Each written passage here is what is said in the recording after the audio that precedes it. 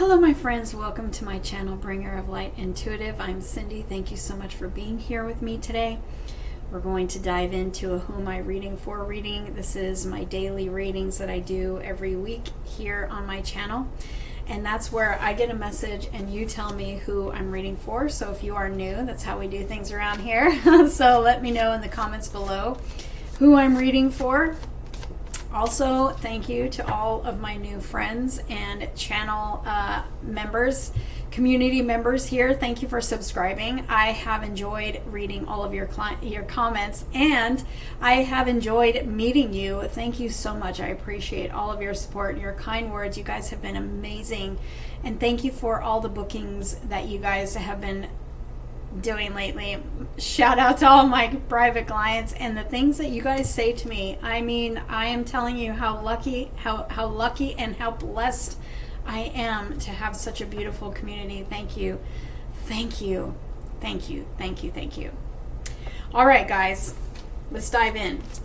If you want your own private reading with me, that information is always in the description box. All right, what is the message for my friends? Who am I reading for, guys? Tell me in the comments who I'm reading for. What is the message here? What wants to come through? Let's see. All right. I have the Page of Pentacles. My office cards, aren't they great? Wait till you see, they're fun. And the Ten of Swords. I feel like the Page of Pentacles is literally you starting a new chapter. We are closing down chapters. I've got the Tower here. We've got maybe some sudden endings, some very painful endings, but we're literally closing down cycles. And I feel like this Page of Pentacles is representing your new cycle, and literally being in this page energy. It's kind of like a teenager energy. It's a kind of a young energy. It's like young, and it's curious, curious about your new chapter, your new cycle after some sort of closure. You may be going through this depending on where you're at on this timeline. The energies sometimes are a little past, a little present. They may be what's upcoming, but you may be going through a lot of changes right now. You may be going through a closing of a cycle, and it may be just like super not fun for you right now. But when this does close, when this cycle comes full circle, you're going to feel it. You're going to feel it. And I feel like with the energy of the new moon and the eclipse this weekend, it's like you're going to feel the change. It's going to feel lighter. You're going to feel like you're on the other side. And so I feel like this is you just kind of exploring what's on the other side. When you literally start your new chapter, this is sometimes a student, this is sometimes a messenger, sometimes bringing a message in. So it literally could be a message of some sort of new opportunity for you. It feels more like this is my new chapter, my new reality. I'm literally starting fresh, and I'm really super curious about what is unfolding for me. It feels like, that's what it feels like to me, is I'm very curious about, because I've let go of things. And now I'm seeing what is actually meant for me. How are things unfolding for me? And trusting that whatever is coming and whatever is unfolding is for my highest good. And it is what's destined for me. So it's like this energy of curiosity.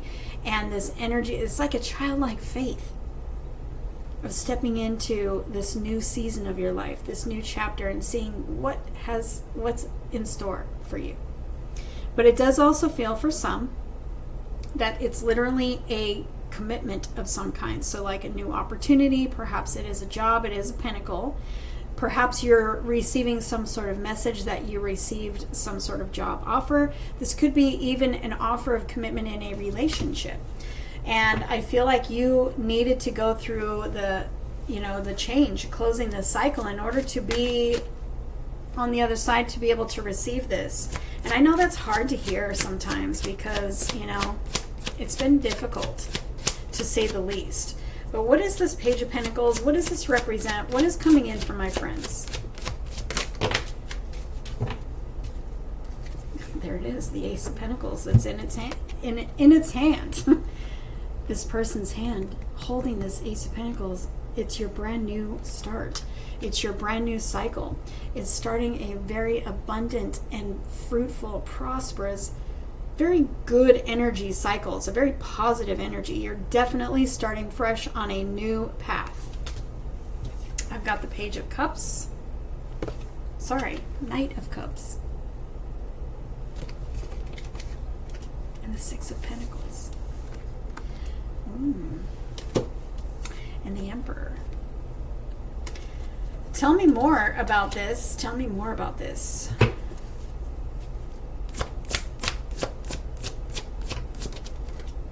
Fool. Death card is on the bottom of the deck. You had to let a cycle close. You literally had to let a cycle close. Now, I'm looking at this and I'm thinking part of closing that cycle is you may have had to cut something or someone out of your life. And that may have felt very, very risky. But it also may have been done for you. And it's literally wiped the slate clean for you. And I feel like it put you in your power. Or maybe you called your power back. Maybe you called your energy back. Maybe you called your power back. Maybe you're being guided to do that right now. And so if that's the case, just take a couple of deep breaths so you're really, in like a meditative, relaxed state.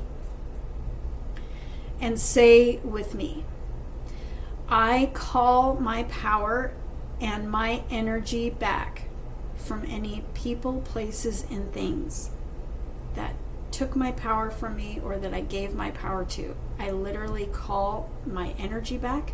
I call all of my energy back, and I call all of my power back from any person, place, or thing that either took your power or that you gave your power away. You're calling it all back, and this Emperor feels like I'm standing in my power, in who I was created to be, this powerful version of you that you were created to be before life happened.